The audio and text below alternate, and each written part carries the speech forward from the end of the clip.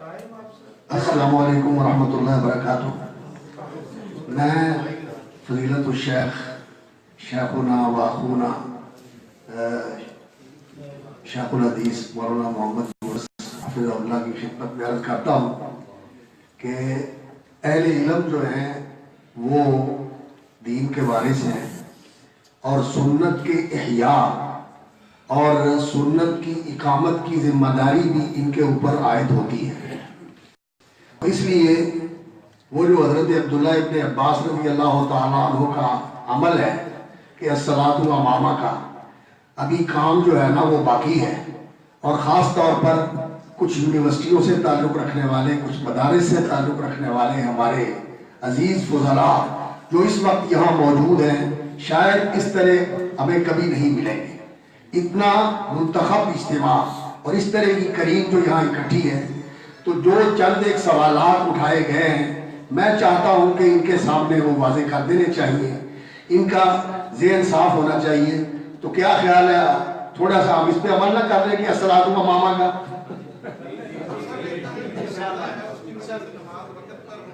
نہیں، وہاں ہو ہم یہاں ہیں، ہم بعد میں پڑھیں۔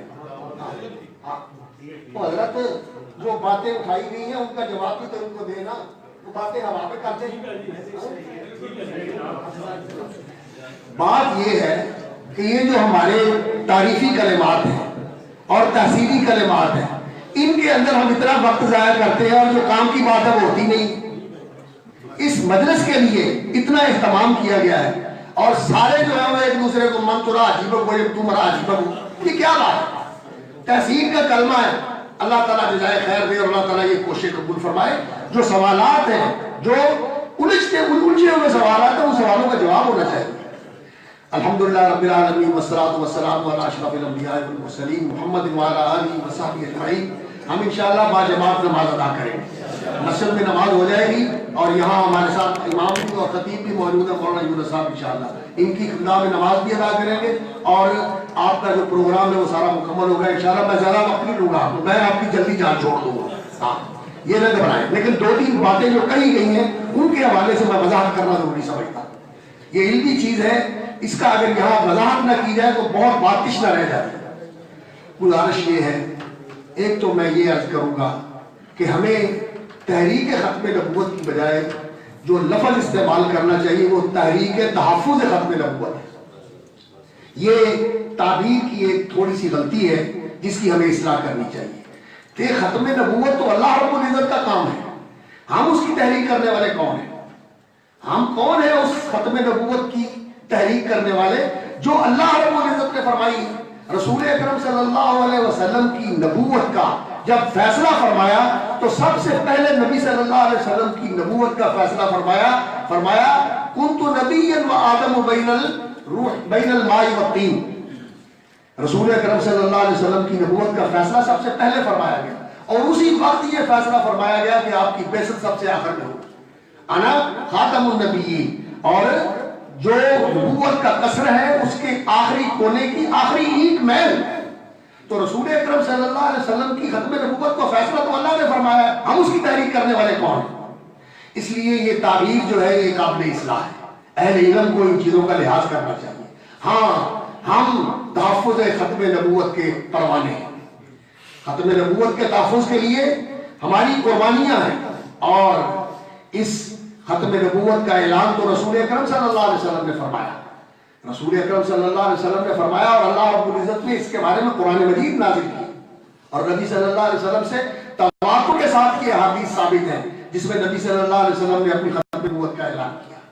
لیکن رسول اکرم صلی اللہ علیہ وسلم کی زندگی میں جن لوگوں نے نبی صلی اللہ علیہ وسلم سے سودے بازی کرنے کی کوشش کی، آپ صلی اللہ علیہ وسلم نے انہیں ٹھکرا دیا کہ یہ کوئی منصب میں نے خود اختیار نہیں کیا، نہ میں اس کو بانٹنے والا ہوں، یہ منصب اللہ نے دیا ہے، یہ جس نے اس کو دیا ہے اس کا کوئی حق نہیں ہے کہ وہ کسی اور کو اس میں شریک کرے، میں کسی کو اس میں شریک نہیں کر سکتا۔ اگر میرے پاس یہ منصب ہوتا تو میں کسی کو شریک کر لیتا، لیکن یہ اللہ نے دیا ہوا منصب ہے، اور اللہ نے کسی کو اس میں شریک نہیں کیا نبوت کے منصب میں اور خاتم النبیین کے منصب میں، اس لیے میں تمہیں اس میں شریک نہیں کر سکتا ہوں، تم جھوٹے ہو۔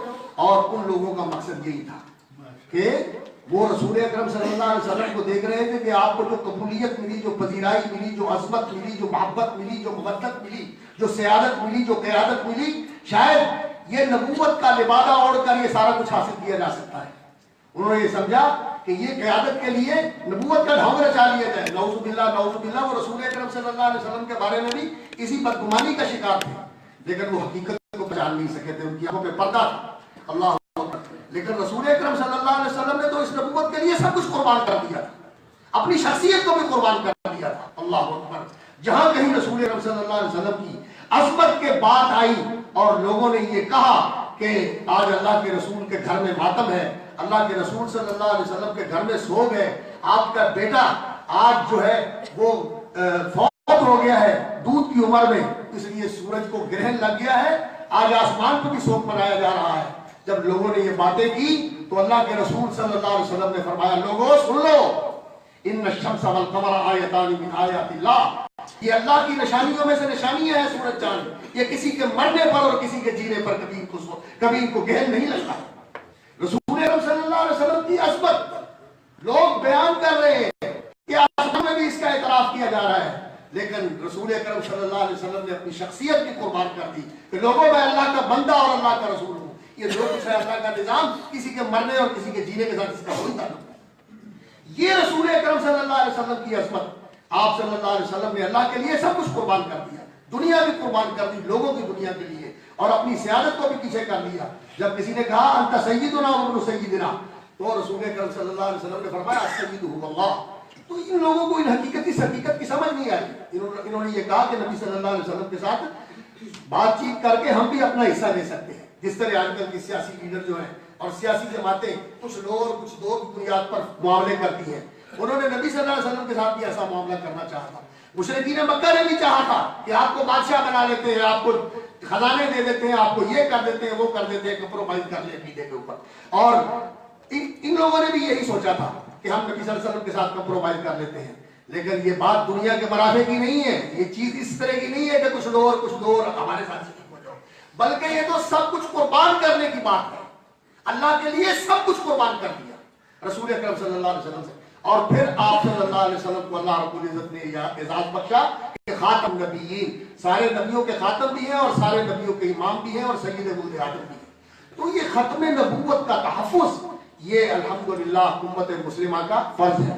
رسول اکرم صلی اللہ علیہ وسلم نے اپنی زندگی میں جن لوگوں نے مطالبہ کیا یا دعویٰ کیا، ان کو آپ صلی اللہ علیہ وسلم نے نشاندہی کر کے بتا دیا کہ یہ کون لوگ ہیں۔ اور پھر آپ صلی اللہ علیہ وسلم کی زندگی کے بعد جب ختم نبوت پر ڈاکہ ڈالا گیا ایک طوفان کی شکل میں، تو کس نے اس طوفان کے آگے بند باندھا؟ تو سیدنا ابوبکر صدیق رضی اللہ تعالیٰ عنہ، خلیفہ رسول صلی اللہ علیہ وسلم، صدیق امت، انہوں نے یہ بند باندھا۔ اور پھر اس کے بعد صحابہ اور تابعین کا یہ طریقہ رہا کہ جو رسول اکرم صلی اللہ علیہ وسلم کا مقام ہے اطاعت کا اور اتباع کا اور تشریع کے اندر آپ صلی اللہ علیہ وسلم کا قول و عمل حتیٰ کہ فعل بھی اور ترک بھی حجت ہے، اس چیز کا جو تحفظ کیا ہے وہ ان لوگوں نے کیا جو صحابہ اور تابعین کے پیروکار تھے، جو ما انا علیہ و صحابی کے پیروکار تھے، اس کے علم بردار تھے، انہوں نے اس کا تحفظ کیا کہ رسول اکرم صلی اللہ علیہ وسلم کے سوا کوئی مطاع مطلق نہیں ہے اور کوئی متبوع کامل نہیں ہے کسی کے لیے، اور اس طرح کی اطاعت نہیں ہے۔ کل یؤخذ من قوله ویرد الا صاحب هذا القبر، جیسے امام مالک رحمۃ اللہ علیہ نے کہا، اور اس فکر کا اور اس تحریک کا تحفظ کیا ہے۔ تو میں اپنے برادر گرامی ڈاکٹر زاہد صاحب سے کہوں گا کہ یہ صرف اہل الحدیث نے کیا ہے، یہ اہل الحدیث نے کیا ہے، اور کسی کو یہ توفیق نہیں ہوئی۔ اگر نبوت کے ختم نبوت کے منصب کے اوپر ڈاکے ڈالنے کی راہیں کھلی ہیں تو وہ یہی سے کھلی ہیں۔ کسی نے کہا کہ اطاعت میں بھی کسی کو شریک کیا جا سکتا ہے، ائمہ متبوعین کو نبوت کا مقام دیا گیا، اٹھا کے دیکھ لیجئے قاضی ایاز کی ترتیب المدارک، انہوں نے لکھا ہوا ہے، میں ان کا احترام کرتا ہوں، ان کی عظمت کو سلام کرتا ہوں، لیکن یہ حقیقت ہے کہ انہوں نے ترتیب المدارک میں یہ لکھا ہے کہ مقلد کے لیے مقتدی امام ایسے ہی ہوتا ہے جیسے امتی کے لیے نبی ہوتا ہے۔ ایسی بات نادانی کی بات لکھی ہے، ان کی عظمت کو مانتے ہیں، لیکن یہ بات حقیقت ہے زبان قلم میں بھی آ گئی، لیکن عملاً تو سب یہ مانتے ہیں کہ کہ ادھر محمد صلی اللہ علیہ وسلم کی بات ہوتی ہے اور کوئی کہتا ہے جی میرے امام کا یہ فتویٰ نہیں ہے، میرے امام کا یہ قول نہیں ہے، میرے امام کی یہ بات نہیں ہے، وہ اس کو سامنے لے کر آتا ہے. تو جس نے تحریک تحفظ ختم نبوت کے اندر قائلانہ کردار ادا کیا ہے وہ اہل الحدیث کی جماعت ہے. ایسے نہیں لوگوں نے کہا کہ رسول اکرم صلی اللہ علیہ وسلم نے جو کہا تھا لا تزال طائفۃ من امتی ظاہرین علی الحق لا یضرهم من خذلهم ولا من خالفهم حتى یأتی امر اللہ وهم اہل الحدیث وهم اصحاب الحدیث ان لم یکونوا اہل الحدیث فمن هم. یہ میں نے نہیں کہا، یہ آج کسی تنگ نظر اہل حدیث نے نہیں کہا، یہ امام احمد نے کہا ہے، یہ علی بن مدینی نے کہا ہے، یہ یحییٰ بن معین نے کہا ہے، یہ ان لوگوں کا کہنا ہے جن کو اللہ رب العزت نے اس امت کے لیے حجت بنا کے کھڑا کیا. اس لیے یہ اہل حدیث کا مذہبی فرض تھا کہ وہ بھی ہاں لو اور بھی شہادت اور بھی شہادت. تو حضرات یہ ختم نبوت کا تحفظ اور اس کے لیے تحریک الحمدللہ اہل حدیث نے ہمیشہ سے اس کو جاری رکھا ہے. اللہ اکبر.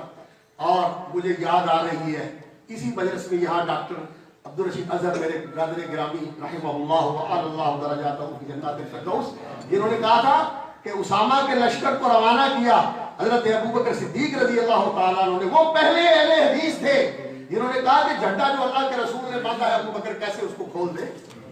اللہ کے رسول کا باندھا ہوا جھنڈا ابوبکر نہیں کھول سکتا. یہ لشکر گئے اور وہ لشکر گیا اور اس کے بعد الحمدللہ پھر یہ ارتداد کے لشکر بھی سارے کے سارے نیست و نابود ہو گئے اور ختم نبوت کے اوپر ڈاکہ ڈالنے والے بھی سارے تہے تیز ہو گئے. اللہ رب العزت نے ان کو ختم کر دیا اور ان میں سے ایک کو اللہ رب العزت نے اسلام کی ہدایت بھی دے دی. کیا نام تھا اس کا؟ طلحہ بن خویلد الاسدی. اس کو اللہ رب العزت نے اسلام کی ہدایت بھی دے دی. اسود السی بھی مارا گیا، ابو سجاہ بھی ماری گئی اور یہ مسلمہ بھی مارا گیا. یہ سارے ختم ہوئے اور جس نے اسلام قبول کر لیا اللہ رب العزت نے اس کو ہدایت بھی دے دی. تو خیر یہ تاریخ ہے ہماری، ہمیں اسے پڑھنا چاہیے. اور مجھے یاد آ رہے ہیں علامہ شہید رحمۃ اللہ علیہ کراچی کا جلسہ تھا اور وہاں پورے مسالک کا اجتماع تھا، سارے لوگ وہاں جمع تھے اور ختم نبوت کی بات تھی وہاں. تو علامہ صاحب نے کہا میں سب کی کوششوں کا اور محنتوں کا اعتراف کرتا ہوں لیکن میں ایک حقیقت کا اظہار بھی کرتا ہوں کہ محمد صلی اللہ علیہ وسلم کی ختم نبوت کے چوکھٹ کا اور اس دروازے کا اگر پہرا دیا ہے تو وہ اہل حدیث نے دیا ہے. اہل حدیث کے نزدیک نبی صلی اللہ علیہ وسلم کے بعد کوئی مطاع اور متبوع اکبر اور مطلق نہیں ہے اور نہ کوئی امام معصوم ہے اور نہ کوئی امام متبوع ہے، نہ کسی کے ساتھ نسبت رکھنی جائز ہے. اگر یہ کام کیا ہے تو صرف اہل حدیث نے کیا. اس لیے اگر بعد میں بھی ہم دیکھتے ہیں کہ اہل حدیث کو اللہ رب العزت نے یہ سعادت بخشی ہے تو یہ سعادت بزور بازو بھی نہیں اور یہ سعادت کو نہیں بھی نہیں ہے، یہ ان کی تاریخ ہے، یہ ان کے ماضی کا تسلسل ہے. انہوں نے ایسا کیا ہے الحمدللہ اور ہمیشہ سے. کبھی کسی شخصیت کو رسول اکرم صلی اللہ علیہ وسلم کے ساتھ لا کے کھڑا ہی نہیں کیا، نہ کسی مرشد کو، نہ کسی موجہ کو، نہ کسی قائد کو، نہ کسی مفتی کو، نہ کسی مجتہد کو، نہ کسی فقیہ کو، نہ کسی امام کو، کسی کو نہیں محمد صلی اللہ علیہ وسلم کے ساتھ کھڑا کرتے. عبادت میں اللہ کی توحید مانتے ہیں اور اتباع و اطاعت میں رسول اکرم صلی اللہ علیہ وسلم کی وحدانیت مانتے ہیں. ان کے سوا کوئی مطاع و متبوع نہیں ہے، باقی سب ان کے پیچھے ہیں. ہاں وہاں سے سند مل جائے تو ٹھیک ہے ہم قبول کر لیں گے، اگر نہیں ملے گی تو نہیں قبول کریں گے. اس لیے ایک تو یہ آپ کے ذہن میں ہونا چاہیے کہ یہ کام اہل حدیث نے کیا ہے تو یہ کام ہے انہی کا، یہ انہی کا کام ہے.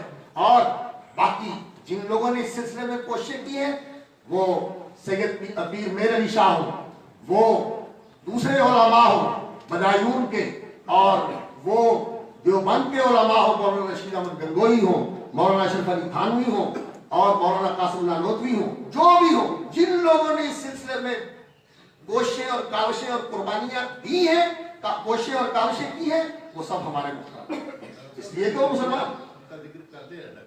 اور میں یہی عرض کرنے لگا ہوں کہ ڈاکٹر صاحب نے یہ کو صرف اہل حدیث کے کام کو جمع نہیں کیا. ڈاکٹر صاحب کا یہ کارنامہ ہے کہ جن لوگوں نے تحفظ ختم نبوت کے لیے قربانیاں دی تھیں، جنہوں نے لکھا تھا، کسی نے پنجابی میں لکھا، کسی نے اردو میں لکھا، کسی نے کسی چورکے میں لکھا، کسی نے دوبرکے میں لکھا، جہاں کہیں بھی لکھا تھا. اللہ اکبر. انہوں نے، اور اللہ تعالیٰ جزائے خیر دے شیر زمان جمیل صاحب کو، اللہ تعالیٰ ان کو برکت دے، اور ان کے رفقا کو جنہوں نے ان کے کہنے پر کوشش کر کے یہ ساری چیزیں جمع کر کے ان تک پہنچا دی. یہ جو کچھ بکھرا ہوا تھا، اس پوری تحریک کا بکھرا ہوا علمی سرمایہ डॉक्टर साहब ने उसे महफूज कर दिया, उसे इकट्ठा कर दिया, उन लोगों का तारुफ करवाया, उनका काम जमा किया और किसी का इनकार नहीं किया। अल्हम्दुलिल्लाह ये हमारे अंदर वो सब मौजूद है। अहले हदीस ने हमेशा ऐसे किया है। इमाम तिरमिज़ी रहमतुल्लाह अलैह की जामे तिरमिज़ी आप पढ़ते हैं तो देखते हैं उसके अंदर इमाम तिरमिज़ी रहमतुल्लाह अलैह अहले हदीस में से है, लेकिन सबका मसलक जिक्र करते हैं, सबका मसलक जिक्र करते हैं, कूफे का भी जिक्र करते हैं और दूसरे लोगों का भी जिक्र करते हैं, अहले हदीस का भी जिक्र करते हैं। इसी तरह अहले हदीस ने हमेशा किया है, अहले हदीस ने हमेशा ऐसा किया है। तो डॉक्टर साहब ने असल में तहरीक यहाँ से शुरू हुई, जिसके मुतालिक वो मेरे फारूकी साहब ने बात की थी कि वो हाजी साहब इमदादुल्लाह साहब की अलग से शुरू होकर यूसुफ बिन नौरी की ये ऊपर खत्म हो गया। ये बात जो है ना, ये नादान लोग इस तरह की बातें कर रहे थे, इनकी हकीकत कोई नहीं होती। असल बात ये है कि इसकी जो यहाँ इब्तिदा हुई थी, लोग कहते हैं कि ये तुम में से था, ये गुलाम मोहम्मद कादियानी या हदीस था, इसका निकाह मियाँ साहब ने पढ़ाया था। अरे भी जब तक किसी आदमी का पता नहीं चला, हम लोगों के दिलों को फाड़ कर थोड़ा देखते हैं किसने कल क्या हो जाना। जिस वक्त वो अपने आप को कहता था कि मैं मुसलमान हूँ और कहता था कि मैं हनफी मुसलमान हूँ, उस वक्त तक तो मैंने उसका निकाह पढ़ा दिया। और जब उसने कहा कि मैं दावा करता हूँ तजदीद का और दावा करता हूँ नबूवत का, तो उस वक्त सबसे पहला फतवा वो मौलाना मोहम्मद हुसैन बटाली रहमतुल्लाह अलैह ने तरतीब दिया और मियाँ साहब ने उस पर दस्तखत किए और उन्होंने उसके ऊपर गौर करा। सबसे अवली फतवा इनकी तकफीर का वो मियाँ साहब के दस्तखत के साथ निकला था। तो बाकी जिन लोगों ने भी इसके लिए काम किया है, पीर मेर अली शाह रहमतुल्लाह अलैह ने किया है और दूसरे लोगों ने किया है, उसका इतराफ करते हैं और बड़ी काबिल कदर की बात है। और हमारे अकाबिर जो थे, मौलाना इब्राहिम मीर सियालकोटी रहमतुल्लाह अलैह की शहादतुल कुरान, उसको खिराज तहसीन पेश किया पीर मेर अली शाह ने। और पीर मेर अली शाह की जो किताब है वो खत्म नबूवत के बारे में सैफ चिश्ती आई, उसको मौलाना सलाउल्लाह बरसरी रहमतुल्लाह अलैह ने खिराज तहसीन पेश किया। इस सिलसिले में हमारे सारे अकाबिर इकट्ठे हैं। अब ये जो तंग नजरी आ गई है, ये कम इल्मी का नतीजा है। मैं हमेशा अपने शागिर्दों को ये कहता हूँ, अपने इल्म में वुसअत पैदा करो और सारे लोगों को पढ़ोगे लोगों ने क्या लिखा हुआ और सारे लोगों की खिदमत का इतराफ करो। मुझे याद है, मैं अपने शागिर्दों को कहा करता हूँ, शहद की मक्खी की तरह एक एक चीज का रस लेके इकट्ठा किया करो, फिर शहद बनता है। आप सिर्फ अपने आप को एक दायरे के अंदर महदूद करती है, गलत बात। सबकी खिदमत का इतराफ करें, हाँ, लेकिन ये बात नहीं, ये अहले हदीस का इम्तियाज है कि जिसकी जो बात गलत हो वो ये नहीं कहते कि अकाबर ने कहा इसलिए सर झुका हुआ है। हम कहते हैं जिस मर्जी अकाबर ने कहा है, मेरे मोहम्मद की बात के साथ नहीं मिलती तो ये अकाबर हमारी इसमें नहीं। हमारे साथ बड़ा अकबर और अकाबर जो है मोहम्मद सल्लल्लाहु अलैहि वसल्लम और अल्लाह रब्बुल इज्जत अल्लाह पर, जिसकी बड़ाई का ऐलान नबी सल्लल्लाहु अलैहि वसल्लम को कहा गया था, रब्बक फकब्बिर, अल्लाह की बात माननी और अल्लाह के रसूल की बात माननी। इसलिए ये अकाबर हमारे मोहतरम है, लेकिन जहां बात गलत आ जाए युखज़ मिन क़ौलिही व युरद, वहां छोड़ दिया जाए। इसलिए ये दूसरी बात है कि सबका इसमें हक है, हिस्सा है और अल्हम्दुलिल्लाह डॉक्टर साहब ने सबका जमा किया है। और ये जो दूसरी वो आपके पास भी आई हुई है, मैंने कहा तो मेरे लिए भी मंगवाई, अब तो आपको मैं जरूर कहता हूँ कि मेरे लिए भी मंगवाई। वो मुल्तान वालों ने छापी, क्या नाम है उसका, एहतसाब कादियानी, एहतसाब कादियानी के नाम से, उन्होंने भी तमाम लोगों का जमा कर दिया है। उन्होंने भी तमाम लोगों का, हदीस का भी, देवबंदियों का भी और बेरेलवियों का भी, सबका जमा किया हुआ उन लोगों ने भी किया है। तो इस मसले के अंदर हमारी तारीख बताती है कि अल्हम्दुलिल्लाह हमारे अकाबर में इख्तिलाफ नहीं था। 53 की तारीख में भी सारे इकट्ठे थे, 74 की तारीख में भी सारे इकट्ठे थे। मैं भी उस वक्त मदीना यूनिवर्सिटी में पढ़ा करता था, तो छुट्टियों के दिनों में मुझे भी यहाँ आने का इत्तेफाक हुआ। और बादशाह की मस्जिद का वो जलसा जो बिगड़ गया, शायद आपको याद होगा, तो लामा साहब को अल्लाह ताला इज्जत दे और अल्लाह ताला उन्होंने संभाला था। मैं उस वक्त वही मौजूद था, रहिमहुल्लाह व गफर। किस उस शेर ने किस खताबत के साथ और इस जुर्रत के साथ उस बिखरे हुए इज्तिमा को फिर इकट्ठा कर दिया था, रहिमहुल्लाह व गफर। तो हमारे लोगों ने इनके साथ काम किया है, लेकिन ये हमें दुख है और इस तरफ का हम हजरत जाहिर करते हैं। डॉक्टर साहब आपसे भी करता हूँ मैं शेयर कि ये लोग हमारा एतराफ नहीं करते, ये लोग हमारा एतराफ नहीं करते। मुझे अपने वाले साहब मेरे मुरब्बी थे, वो सच्ची बात है, जिस तरह उन्होंने मुझे नवाजा है मोहब्बत और तरबियत के साथ, ये मैं उनका एहसान नहीं अदा कर सकता। हमेशा उनके लिए दुआ को रहता था। मदीने जाते थे या यहाँ मैं आता था, घर पे भी हाजिर होता था। मौलाना अब्दुल गफ्फार हसन और मौलाना अब्दुल रहीम अशरफ, ये दोनों मेरे बड़े मोहसिन और मुरब्बी हैं, अल्लाह ताला उनके दर्जात बुलंद फरमाए। तो वो कहते थे कि हम लोग तो इनका इतराफ करते हैं, लेकिन ये हमें हक नहीं देते, हमारा इतराफ नहीं करते, हमारी नफी करते हैं। तो कहते हैं तहरीक तहफ़्फ़ुज़ खत्म नबूवत के लिए इनकी कुर्बानी कोई नहीं, बल्कि वो तो अपने आप को हदीस कहता था और एक सौ में से ज्यादा जो है वो कादियानी होते हैं, ये होते हैं, वो होते हैं। ये बात गलत है। तो किसी आदमी का मुर्तद हो जाना, किसी आदमी का बेदीन हो जाना, नबी सल्लल्लाहु अलैहि वसल्लम का कलमा पढ़ के नबी सल्लल्लाहु अलैहि वसल्लम की वही लिख के फिर किसी का बेदीन हो जाना, उसकी बदनसीबी है। इसमें नबी सल्लल्लाहु अलैहि वसल्लम का क्या नक्स है? اور میرے اللہ اکبر وہ تو ان کا اپنا اعتراف موجود ہے، ان کا اپنا اعتراف موجود ہے کہ میں عقیدت اور مسلکن حنفی ہوں. اور بعد میں اس نے جو ہے نا وہ دعوے کیے، اور جو دعوے کیے ایک سے ایک جو ہے وہ غلط، اور اس کی تکذیب کرنے والا اور اس کی تردید کرنے والا وہ دوسری بات ہے. تو خیر عرض یہ ہے کہ اگر کوئی آدمی جو ہے وہ مرتد ہو جاتا ہے یا کسی دوسرے راستے پہ چلا جاتا ہے تو جس نے صحیح بات پیش کی ہے اس کا تو نقص نہیں ہوتا، یہ اس کا تو نقص نہیں ہوتا. اس لیے یہ تانا ہمیں آپ نہ دیں، یہ تانا آپ ہمیں نہ دیں. بہت سارے لوگ ہیں جو اپنے آپ کے اوپر حنفیت کا لیبل رکھتے ہیں اور وہ ان چکموں میں آ کے قادیانیت قبول کر لیتے ہیں. انشاءاللہ ان میں اہل حدیث زیادہ نہیں ہوں گے، بہت تھوڑے ہوں گے، کوئی نہیں ہوگا. بلکہ میں تو سمجھتا ہوں جو صحیح معنی میں اہل حدیث ہوتا ہے وہ کبھی پیچھے نہیں جا سکتا، کبھی پیچھے نہیں جا سکتا. اللہ رب العزت نے جو اس کو بصیرت دی ہے کہ اس کائنات کا فرما روا اور الہ اللہ ہے، اور مطاع اور متبوع اور مقتدی اور پیشوا محمد رسول اللہ صلی اللہ علیہ وسلم، ان دونوں کو مان کر پھر کسی کی نگاہ میں چل سکتا ہے. جو صحیح ہے حدیث وہ پیچھے نہیں جا سکتا. ہاں اگر وہ کسی لالچ میں آ گیا یا کسی کوئی چکر میں آ گیا تو وہ دوسری بات ہے. خیر دوسری بات میں یہ عرض کرنا چاہوں گا کہ محترم ریاض قدیر صاحب نے بھی کہا اور شیخ اپنا ڈاکٹر زاہد صاحب نے بھی کہا کہ باقی سارے مدعیان نبوت کا سلسلہ جو تھا وہ چلا اور کچھ عرصے کے بعد وہ ختم ہو گیا، ناپید ہو گیا. اور آج شاید ان کے نام کتابوں میں ہے اور ان کا فکر بھی کتابوں میں موجود ہے اور کوئی اکا دکا اٹھا مارنے والا. لیکن یہ فتنہ اتنا بڑا پھلا پھولا اور آج تک یہ ایسے ہی ہے، اس کی وجہ کیا ہے؟ یہاں میں ایک چیز کی طرف اہل علم کو متوجہ کرنا چاہتا ہوں. بات یہ ہے کہ اس امت کے لیے سب سے بڑا امتحان جو ہے رسول اکرم صلی اللہ علیہ وسلم نے کیا فرمایا ہے؟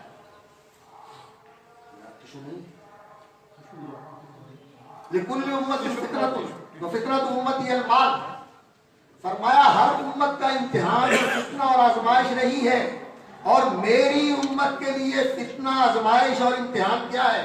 المال، پیسہ. رسول اکرم صلی اللہ علیہ وسلم نے لوگوں کو اپنی نبوت کی دعوت دی اور ان کو بتایا کہ میرے اوپر ایمان لاؤ. تو لوگوں نے پوچھا ہمیں ملے گا کیا؟ انہوں نے کیا کہا؟ انہوں نے کہا کہ اللہ رب العزت تمہیں جنت دے گا. انصار نے کہا آپ ہمارے پاس آئیں گے، ہم آپ کا دفاع کریں گے تو ہمیں ملے گا کیا؟ پڑھ لیجئے وہ پورا بیت العقبہ کا پورے بنود پڑھ لیجئے، پوری شکیں پڑھ لیجئے. وَلَكُمُ الْجَنَّةُ، تمہارے لیے جنت ہے.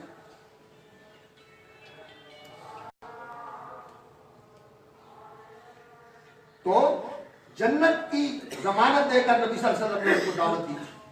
اور انہوں نے کیا کیا؟ انہوں نے یہ کہا کہ آپ ہمارے ساتھ مل جائیں، آپ کے لیے انگریزی حکومت کی نوازشات کے دروازے کھل جائیں. اس کے اعترافات موجود ہیں کہ میں نے انگریزی حکومت اور ملکہ برطانیہ اور تاج برطانیہ کے مناقب اور ان کی وفاداری کے اندر ایک پوری الماری کتابوں کی لکھی ہے. یہ اس کے اعترافات موجود ہیں. تو جی ہاں اتنی کتابیں جو ہے نا وہ میں نے لکھی ہوئی ہیں ان کے مناقب اور ان کے محامد کے اندر. تو جو ان کا وفادار تھا، ان کے پاس کیا تھا؟ یہ ہڈی تھی، ان کے پاس مال کی ہڈی. اس کو بھی اسی چیز نے گمراہ کیا، اس کو بھی اسی چیز نے گمراہ کیا. اور لوگوں کی گمراہی کا بھی یہی سبب بنتا ہے. لوگوں کو لالچ دیا جاتا ہے، لوگوں کو تحفظ دیا جاتا ہے، اور لوگ یہ سمجھتے ہیں کہ جو یہ چیز ہمیں مل رہی ہے یہ اللہ کی رحمت ہے، یہ برکت ہے، یہ دین کی وجہ سے مل رہی ہے. یہ لوگوں کی غلط فہمی ہے. وَمَا أَمْوَالُكُمْ وَلَا أَوْلَادُكُمْ بِالَّتِي تُقَرِّبُكُمْ عِندَنَا زُلْفَىٰ إِلَّا مَنْ آمَنَ وَعَمِلَ صَالِحًا فَأُولَٰئِكَ لَهُمْ جَزَاءُ الضِّعْفِ بِمَا عَمِلُوا وَهُمْ فِي الْغُرُفَاتِ آمِنُونَ. بات یہ ہے کہ یہ چیزیں اللہ رب العزت کے قرب کا ذریعہ نہیں ہے. یہ لوگوں کو بتانے کی ضرورت ہے. لوگوں کو یہ بتانے کی ضرورت ہے کہ تم اس دین کو یہ نہ سمجھو کہ اس کے ساتھ تمہیں دنیا کی یہ چیز مل جائے گی، اس کے ساتھ تمہیں اللہ کی رضا ملے گی. ہاں دنیا جو تمہارے مقدر کی ہے وہ تمہیں ملے گی، وہ تمہیں ملے گی، وہ تم سے رہے گی نہیں. لیکن انسان کا یہ مسئلہ ہے کہ اللہ بَتُحِبُّونَ الْعَاجِلَةَ، جو اللہ کی طرف سے ملنے والا ہوتا ہے وہ ذرا پیچھے ہوتا ہے، اور جو شیطان چکمہ دیتا ہے وہ پہلے آگے ہوتا ہے، اور انسان پیچھے کو چھوڑ کر اگلے کی طرف چلا جاتا ہے. یہ جو ہے اصل پھندا ہے اور اصل جال ہے جو ان لوگوں نے پھیلایا ہوا ہے، اور اسی پھندے اور جال میں پھنس کر دنیا اس کو مانتی ہے. اور آج جو اس کو فروغ مل رہا ہے اور اس کو تحفظ مل رہا ہے وہ یہ کہ یورپ کی شہریت، یورپ کے اندر حقوق انسانیت کا تحفظ اور ہیومن رائٹس کے اوپر ان لوگوں کو سارا کچھ جو وہاں دیا رہا ہے وہ اس لیے کہ کہ انہوں نے جب یہ پودا کاشت کیا تھا اور اس کی آبیاری کی تھی، پورے اس کی پشپنائی کر رہے تھے، اور آج بھی وہ اس کی آبیاری کر رہے ہیں اور اس کی پشپنائی کر رہے ہیں۔ ان کے بڑے وہاں بیٹھے ہوئے ہیں۔ تو یہ لوگ جو ہے جو دنیا کے پیچھے جائیں گے، تو وہ رسول اکرم صلی اللہ علیہ وسلم کی حدیث ہے، یصبح الرجل مؤمنا ویمسی کافرا ویمسی مؤمنا ویصبح کافرا، اور کیا ہوگا؟ لا یبتغی الا عرضا من الدنیا یبیع دینہ بعرض من الدنیا، دنیا کے سامان کے لیے اپنا دین بیچ دے گا۔ یہ دین فروشی، ایمان فروشی اس دنیا کے لیے، یہ اس امت کا مرض ہے۔ اس وقت جو اس امت سے مراد ہے یہ پورے انسان جو اس وقت موجود ہے۔ الحمدللہ امت مسلمہ کے اندر الحمدللہ خیر موجود ہے، نبی صلی اللہ علیہ وسلم سے محبت کی اور آپ صلی اللہ علیہ وسلم کی عشق کی چنگاری موجود ہے، لوگ بڑی سے بڑی قربانی دینے کے لیے تیار ہو جاتے ہیں۔ لیکن یہ ہے کہ جہالت بھی موجود ہے اور لوگوں کے اندر اس طرح کے لوگ بھی موجود ہیں۔ یہ جو 170 کروڑ کے قریب مسلمان ہیں، یہ بیچارے سارے کہاں دین کا علم رکھتے ہیں؟